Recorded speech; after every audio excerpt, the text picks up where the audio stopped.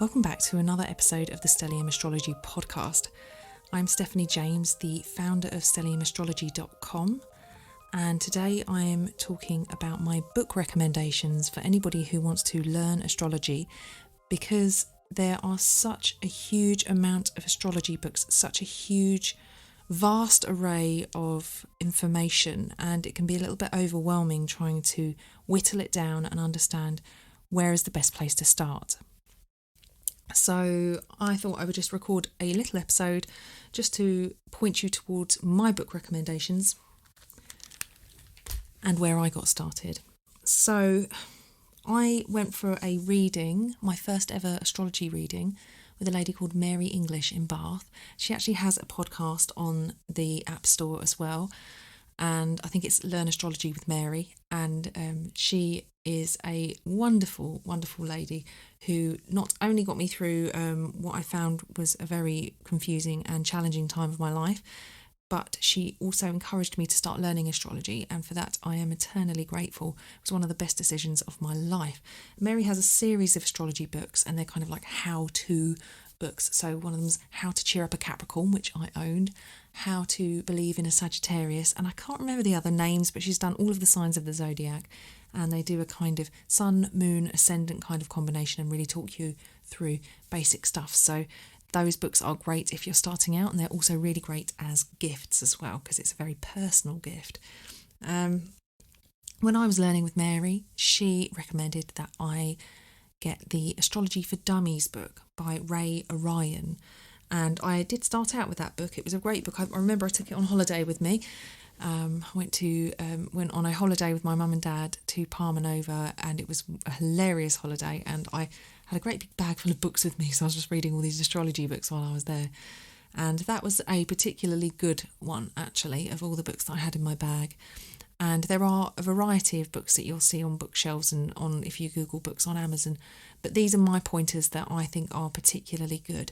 So starting with Astrology for Dummies, I did have a copy of that, but I've lent it to somebody and I've never got it back, so that's fine by me. I'm quite happy to rebuy the books that aren't returned to me. I kind of see that as a kind of cosmic lending service. So I will be rebuying that book because they have got a new edition of that book out now. And so moving on, when I actually wanted to take my astrology studies to the next level, I joined the London School of Astrology. And one of the books that was recommended, well, actually the first course textbook that I was given was the Contemporary Astrologer's Handbook, and that was a book by Sue Tompkins, which is a fantastic resource. It starts off with, I think, the signs and the planets, and it goes into the houses and the planetary aspects, and it also talks about big planetary configurations like T-squares and trines and cardinal crosses and fixed crosses. And if this all sounds a bit gobbledygooky, if you get the book and work through it, particularly if you're using it in conjunction with this podcast, you'll find it very useful. And it's it fits in your bag. You can take it with you wherever you go. And I just always return to that book. I find it fantastic. So I highly, highly recommend that book by Sue Tompkins. And Sue Tompkins used to be the principal of the London School of Astrology. The next book I'm going to recommend you is by the current principal of the London School of Astrology, Frank C. Clifford. Now, his book is called Get to the Heart of the Chart, or Get to the Heart of Your Chart, it's called. I think he refers to it mostly as Heart, because it's quite a tongue twister, quite a mouthful.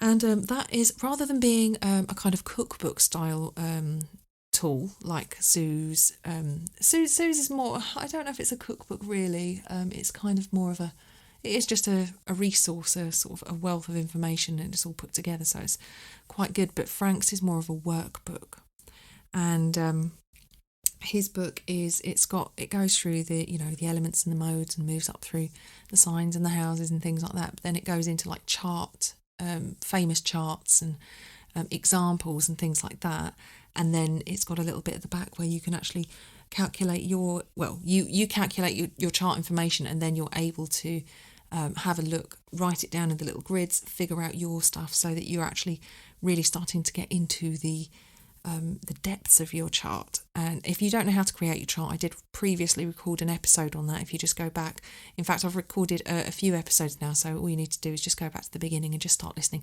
They're all very interesting and all very helpful. So Frank's book is very good because you might think that you're, a Pisces with a Gemini moon, but actually, if you go through his examples and work through his book, you'll start to find out where you've got more of a planetary weight, where you're more weighted towards perhaps having more of a Scorpio essence to your chart. So you may not even realise, but you've actually got quite a scorpionic essence, or perhaps a bit more Aries than you realised. And it'll talk about leading planets and things like that. Not that it never gets discussed, but it's something that usually takes a bit of time to get into. So those are both really good books I would recommend to start with. Sue's also written another great book called Aspects in Astrology, which is like the little aspect section in the Contemporary Astrologer's Handbook, but it's much more, it's been elaborated upon, so it's a bit more broad and encompasses a bit more information.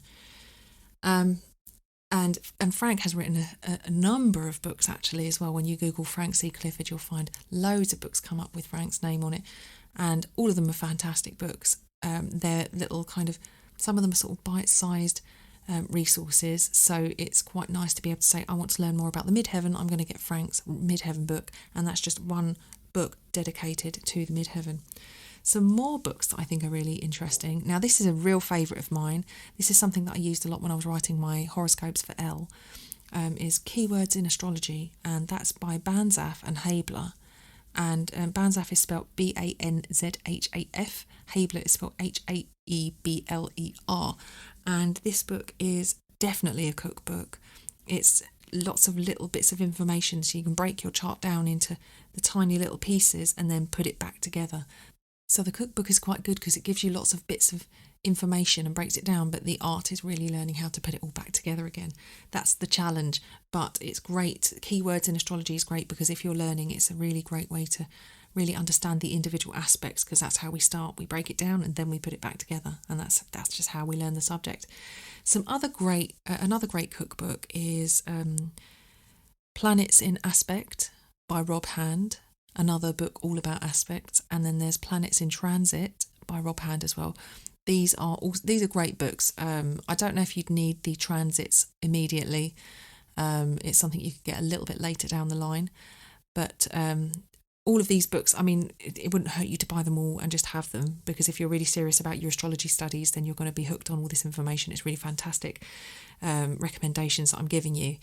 What else? What other books? Oh yes, another one for down the line, Howard Susportus, The 12 Houses. That's a good book. I have got my copy somewhere very nearby, but it's falling to pieces. I've had it so long and I've used it so much, it's absolutely falling to pieces. And one more book recommendation that I think you'll enjoy is Planetary Cycles by Astrid Fallon, and this book is a small one. This book is a kind of it's not a visual, it's definitely a visual book. It's not a visual ephemeris, and I'll talk about ephemeris in a minute. This is a book that goes into, I've got it in front of me, I'm looking at it right now.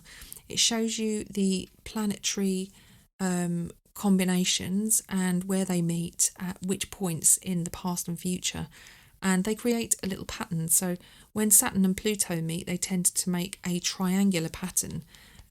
So it looks like they meet up approximately every 120 degrees in the chart. And when Jupiter and Uranus meet up, they make a, gosh, now I've picked a shape, I can't tell, I think it's a hexagon. And so it's quite interesting to see the patterns that are formed. And let's have a quick look. Where's Mercury? You can see where Mercury goes retrograde about 3 to 4 times a year, and again makes a small triangle usually in the wheel, in the zodiac wheel. And this book just shows you exactly where Mercury goes retrograde and where it's been retrograde in a kind of visual way, and it makes it really interesting to take the information in a different kind of, from a different perspective or a different dimension. It's much easier to understand. Venus, for those of you who aren't aware, over the space of 8 years, when she turns retrograde, she does so, it forms a shape of a 5-pointed star. So over the space of 8 years, she actually creates a pentagram in the sky. I don't know if you heard that. That was Archer. Oh, hello Archer. Having a little stretch. Archer just stretching there, letting me know he's here and he wants me to pay him attention. So yes, this book by Astrid Fallon is fantastic. I love it. I used to see it at conferences and I used to think, oh, that's an interesting book. And it was only when I bought it I realised quite how valuable. I refer to that book a lot as well. Now, the other 2 books I'm going to recommend to you are not books that you can read, like not word books, they're number books. The American Ephemeris for 1950 to 2050 at Midnight by Mickelson and Pottinger is a very quite thick book which is full of numbers, and when you open it it's incredibly daunting and it looks like you're staring into the Matrix. Don't be put off by that. That's a very, very useful tool in astrology, and when you learn how to read an ephemeris, it will open, it's just instead of having to calculate things, you can just literally have the ephemeris next to you and you can just open it up on a date and you'll know where every planet was, what it was doing, and you can watch how the planets, move backwards and forwards over the months just by tracing the numbers in a book. Now, people who have dyscalculia or just generally have anxiety around numbers, like myself actually, I have terrible anxiety around numbers. I was had a really bad time at school with a couple of maths teachers actually, and put the fear of God into me when it comes to doing anything with numbers. These books can be daunting, but let me tell you, as somebody who is terrified of numbers and has got a bit of a dyscalculia thing going on, I got over it. Astrology isn't incredibly mathematical because you can buy the software to do all the calculations for you, so you don't have to be a number bod. You just have to be able to look at the symbols and interpret the symbols and learn about that. So don't be put off by any of the mathematical side of it because it's really not incredibly mathematical. Now, the next ephemeris I'm going to recommend to you is Raphael's Astronomical Ephemeris. I've got the 2019 one in my hand, so this was last year. And you can get these from Amazon for about, this one says it's $8.99. And this is a really, really worthwhile book having. I buy them every single year, and I just keep them in my bag and take them with me wherever I go, and I highlight all of the planetary aspects which are going to be hitting my chart at some point over the year. Any of the full moons that are interesting, I'll look at when there might be an interesting aspect in the month coming up. And I used to use this when I was writing my L horoscopes as well, because I used to like to just have a quick glance and see what was going on over the month, and then get writing about it basically. So I'd highly recommend Raphael's Ephemeris as well, and I will in some upcoming shows talk about, and perhaps even create YouTube videos, talk about how to use an ephemeris, both the American Ephemeris and Raphael's Ephemeris. So I hope you found it useful. If you have enjoyed this episode, please subscribe, rate and review it so that other people can find me. And if you're interested in having your chart looked at in these episodes, then please join my mailing list at stelliumastrology.com and fill out the form, and I will see if I can squeeze you into a show. And don't forget to come and say hello to me on social media, and if you are enjoying this show, just screenshot it, tag me at Stellium Astro on Instagram and hashtag Stellium Astrology. Okay, thanks very much. I hope you enjoyed the book recommendations. Please let me know if you do, and I'll speak to you next time.